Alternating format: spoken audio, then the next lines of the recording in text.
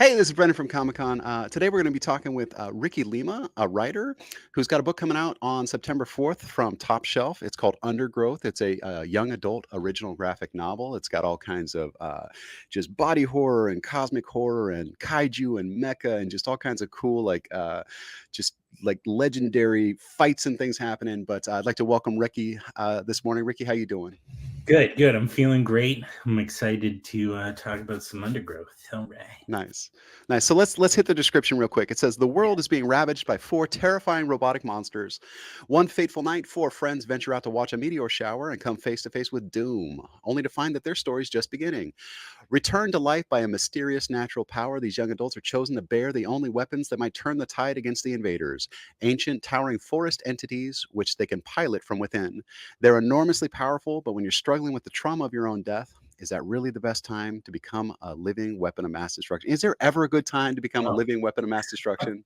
no, right? That description always it always gets me because I struggled for so long to figure out what the story was about and what to focus on. And then Top Shelf came on board and they like nailed it out of the park. They're like, yeah, okay, it's about this. And I'm like, whoa, okay, yeah, you're right. It is about that. It's almost like they have some experience doing marketing, I know, right? So right? they're able to just boil it down. That's crazy.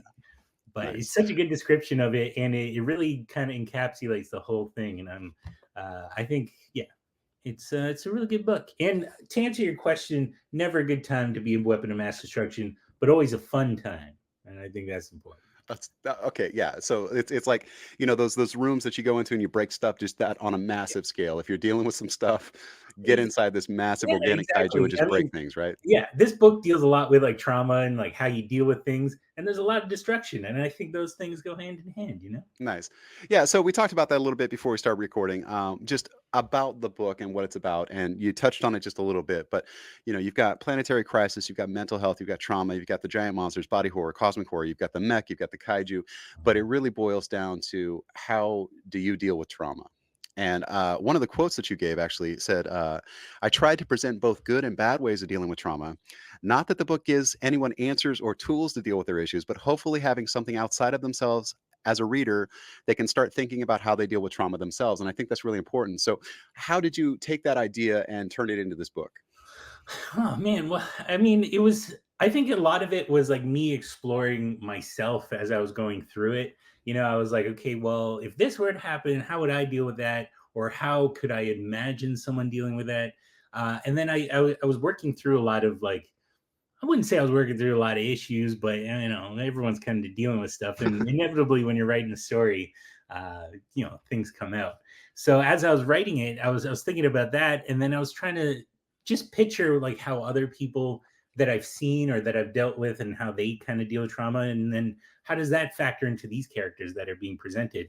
And so I feel like every single character is dealing with trauma, like I said, but like even to the point where like society in the story is dealing with the trauma of these invaders coming and destroying the world that they're living in. And so how does society deal with that? And they end up not really facing the invaders. They kind of just accept it and move on, and hopefully they don't die really quickly. So yeah, I think it's like every single character is touched by trauma, and I really tried to draw upon my own experience and experience of others that I've known, and try and explore that. And like I said, hopefully people can see themselves in the story and be like, well, I don't know if I would do that, or I don't know if I would interact with this trauma this way, but that's how you learn about yourself, right? And I think Mhm. that's the glory Sure. of literature. Sure, and I think in the first couple of chapters, there's kind of like a discovery too, where the kids are kind of learning who they are and what Mhm. their place is, and people are kind of trying to figure out how to interact with them, and whether they're good people or bad people or what's going on. And it's kind of that whole thing of like you're dealing with something, obviously, and then other people's perception of what you're dealing with and how you're dealing with it flavors the way that you deal with it and your own self-perception, and then that can make things better or worse. It's heavy, and it's heavy in a way that's presented that is relatable, which I think is really cool.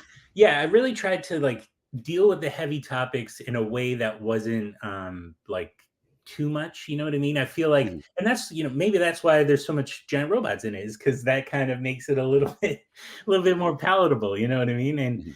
like I was really inspired by like the original Gundam series from 1979 and like Evangelion, and those things they use the giant robots, they use the mechs to explore those themes. So that's kind of where I come from when I was writing this, right? Like Mhm. the mechs become a metaphor for everything else that they're dealing with, and that kind of came about as a fluke. I desperately wanted to write just a straight action book, but then Mhm. after the first issue, I was like, damn, these characters are interesting. So then I really had to start working in and delving into these characters. So I mean, I tried to make a dumb action book. I really tried, but just didn't come Not out. as easy as you think, right? And it's interesting too because I think the superhero genre and the action genre just in general has changed very Mhm. recently, just in the past 10, 15 years or whatever, where you're really starting to get look at these heroes and things through a very human lens.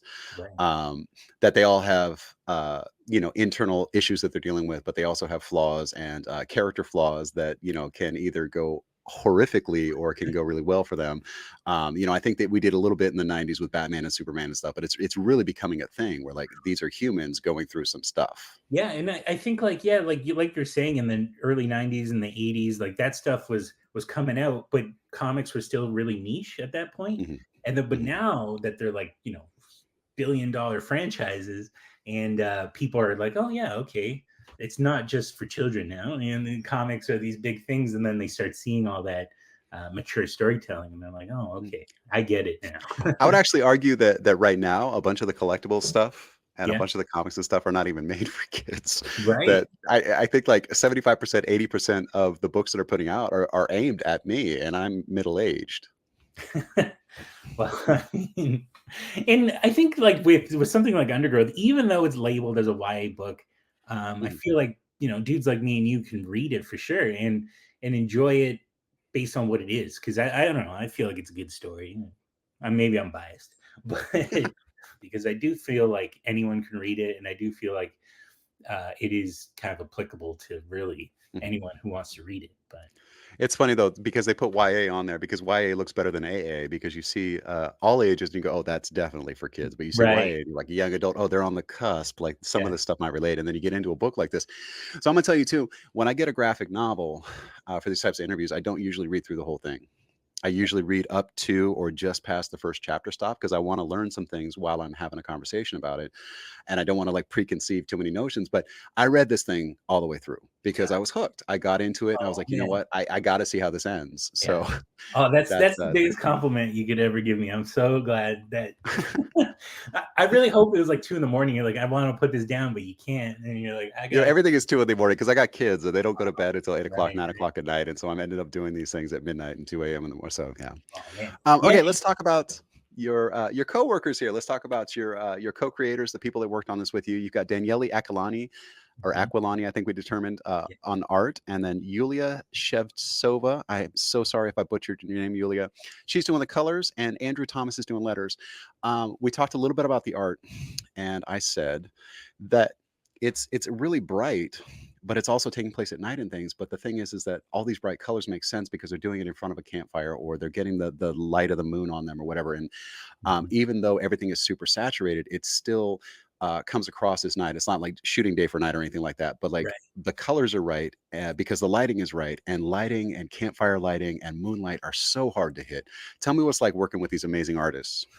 Well, I mean, I'm lucky as hell. Like, if it wasn't for them, this book would not exist, and we wouldn't be here talking. So I really have to tip my hat to all the work that they did. Over the span of it took us about 5 years to make the whole book. So Mhm. it was a long time. And the way I work is that I'm very open to collaboration. I feel like comics is the best medium for collaboration because it's so one, it's so quick, and two, you're not like concerned with budgets. Like, I mean, movies have a lot of collaboration, but at the same time, you're concerned with budget, you're concerned with this and that. But comics, it's like you're bound by your imagination, you know what I mean? And I guess your skill set. Sometimes you can't draw exactly what you're looking to do. But in terms of collaboration, I'm so open to whatever they want to do because there's a reason why I'm working with these people, right? They're great Mhm. at what they do and they know exactly what they're doing, right? So I can't sit here and be like, yo, Danielle, you're drawing this face wrong because that is how he is drawing the face, you know what I mean? And that Mhm. is the way he is representing these characters. And like with Yulia, with the way she colors and the way she represents those things, a lot of new ideas were brought to the story based on the way she colored things that I hadn't even Mhm. thought of, right? And so like the character of Bloom, that flower mech changes color depending on the mood of the character. And Mhm. when I had self-published the book in 2020 or yeah, 2020, um, I hadn't even thought of something like that, right? And she brought that to the table, and then it was like, yeah, okay, that obviously makes sense. And so you don't want to hinder that kind of creativity. You want to embrace that and bring that in, and it really kind of contributes to how the book is created as well. Because I'll write the first issue, give it off to Daniele, and he'll start drawing. And by the time I'm like halfway done the second chapter, I'm seeing the art that he's making for the first chapter, and I'm seeing how the words form inside of the characters' mouths and how it looks on a page. And then all Mhm. of a sudden now I'm writing differently because now I understand how the characters look when they're talking, right? And then Mhm. I understand like the things that Daniele is good at drawing, so then I can focus on that, right? So near the end, I'm not going to spoil anything, but near the end, when the guy takes over the other ship, that whole scene was actually like the script was like, we have 4 pages, do whatever you want. So then Mhm. I gave Daniele a space there to choreograph that whole scene, and that was like for me that scene is like brutal as hell. And I wasn't even picturing something like that. I was like, oh my god, Well, It's like, it's there's some very visceral stuff that happens yeah. here. So the very first mech, what's the first character that dies and gets in the first mech? I'm looking for a name right now, and I'm not Red finding it. Red would be the one in the giant like redwood tree. So when Red is, kind of transitioning into this afterlife Mhm. service, um, it's like you're gonna go on, and then she gets the mech, and then the way that she climbs into the mech, you're thinking that it's gonna be one thing, and it ends up being this other thing that is very, very visceral, it's very graphic, Mm. but it's also not ugly. And then you see how she's envisioning herself inside the mech, and it's completely different. It's almost like, what's the Doctor Who episode where, she doesn't know that she's a Dalek, and this world that she's built around Oh, inside her is what she's envisioning, is what I'm kinda, like, no, I've thinking of never when I'm seen it. seeing, That like, sounds the cool. space that she's made for herself inside this thing, which is not really what's happening. Interesting. No, I've never seen, surprisingly, I've never seen an issue or an episode of Doctor Who. Oh, and, producer Eric came through. It's Asylum of the Daleks, Uh, and, this is a 20-something-year-old episode, so I'm gonna go ahead and spoil it. But, we're interacting with this girl who you think is being trapped by the Daleks, but it ends up being that she is a Dalek and doesn't know it. And so she's got this mental image of this room where she's baking and she's making soufflés and right. things, What? and really she's a Dalek inside of a tin can, but she's seeing these things around her, furniture and So are different Daleks implements that she's humans? I using. never understood it. Is that what they Daleks are? are creatures that have evolved into just basically like a brain with a couple of appendages, and Oh, then the creature that you see in Doctor Who is their armor that they right. travel around in and attack with the lasers and stuff. But they're super super smart. They have I think they're telepathic with each other or something. But they're super evolved brains basically that have no bodies, and then they have to be encased in these metal like tanks. Interesting. I'm the only experience I have with Daleks is at Comic Cons when they're going through aisles spraying people with like steam and stuff. And I'm like, whoa, relax, you guys. And they're like screaming at everybody. I think Daleks are my favorite, like re imagining of classic Doctor Who. Okay. They've Yeah, taken it some of was the old really stuff and cool. brought it in, and Yeah. the different colors and the different sizes and the different whatever that they've done with the Daleks is pretty cool. But since you haven't seen the episode, then the reference doesn't really land. So let's That's move on. okay. They're like R2D2 on crack because they like very aggressive. Yeah. Yeah, no, it is kinda like Krang, actually, from, TMNT. That's a good example. Alright, so we've already talked about a bunch of this stuff. You said that some of the things from Undergrowth came from personal experience, but, like, how did you get the idea to take those personal experiences and make it into these giant mech going against kaiju? Yeah. And, like, they're organic mech too, right? Like, it's almost there's, some, like, Native American themes happening here too? Well, I mean, I think, yeah, it wasn't like I was like, oh yeah, this is like based on a Native American tradition or anything. Mhm, But I think growing up in Canada, we have a strong relationship, good and bad, with the Native culture, and I think that kind of just like permeates into our being as we grow. mhm, So while I wasn't like, oh, this is based on this indigenous culture, I certainly am aware of indigenous cultures. And so I feel like when I was creating this, that kind of like bubbled up through it. And I don't claim to be like, oh, I'm writing the indigenous experience, because that's just ridiculous. But there was, certainly some influences there. But I think with me, when I watched a lot of like mech anime and mech genre stuff, I really loved the idea of, these mechs. But then I was like, well, what if they looked a little bit different? What else am I interested in? And I was really into like trees and stuff and like nature. Mhm. So I was like, what if they're like trees? It's kind of like nature is the anti-mech thing. So like, Mhm. what if the anti-mech became the mech themselves, right? So how would that look? And then I started developing that. And the way I write is basically I'll come up with a cool image first and then figure out like where that came from or what's going on from that image. So Mhm. a lot of the mechs came from just thinking about what they would look like. And then I would write out the descriptions, and then Daniele did a couple of uh, like concept art. And then from there, I started to develop who these characters were. And, and yeah, and so I think that a lot of the a lot of the like internal things that I had just kind of comes out as you're writing. You know what I mean? It wasn't like I was deliberately trying to be like, okay, well, this happened to me when I was like 12 years old. So, Mhm. so it was kind of like I said with the indigenous stuff, where it's just ingrained inside of you, um, even off to the side, or different percentages wise, and then that kind of comes out as you're writing. You know what I mean?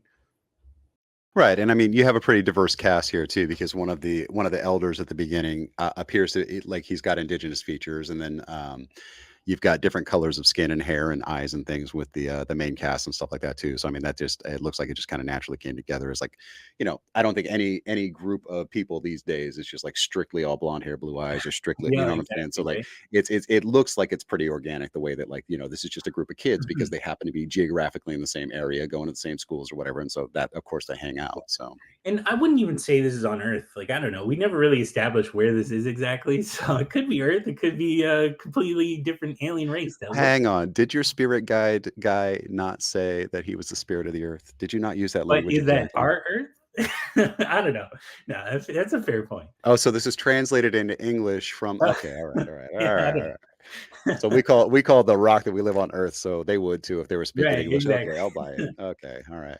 There was a cool quote from Daniele that I wanted to mention too. It says, I really hope I was able to translate how everything felt alive to me, how there's this constant sense of clinging to life when the protagonists face an actual threat, but also in the quieter moments when they interact with each other. And that's kind of what we were talking about a little bit with the art earlier. Is there's not a whole lot of ways to make everything feel like it's actually happening, feeling like there's motion and things like that. But you've got with the lighting and with the way that Daniele's drawing it, and with the colors uh, from Yulia, just everything on the page really does feel like it's moving, and that's a really cool thing that I don't think comes across a lot in every single book. Yeah, and I think that that is the glory of the collaboration, right? Like, Mhm. I'm able to write dialogue that's moving forward, and create plots that are moving forward.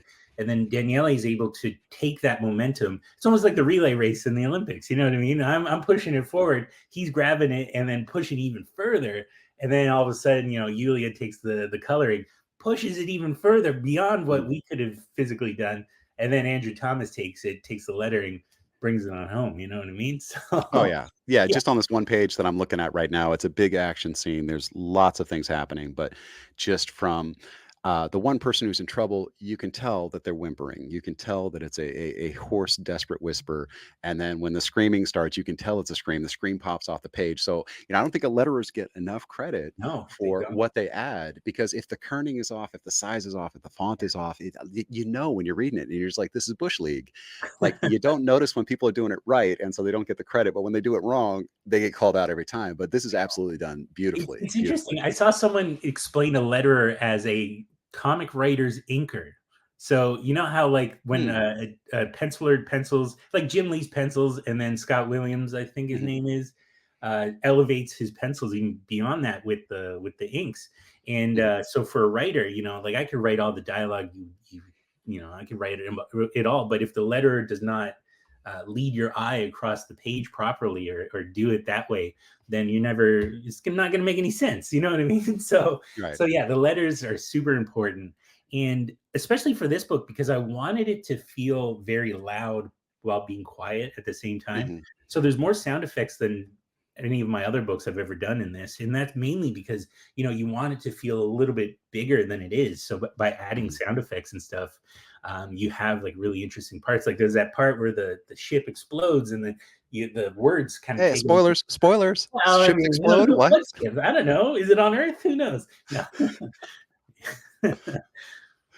Well, yeah, no, and there's a bunch of diegetic effects that are happening like between panels and things too that also like lead you from, because it's not a 9 panel page. Sometimes you've got this Right. banner across the top, and then you got 3 panels, and you got 2 panels, whatever.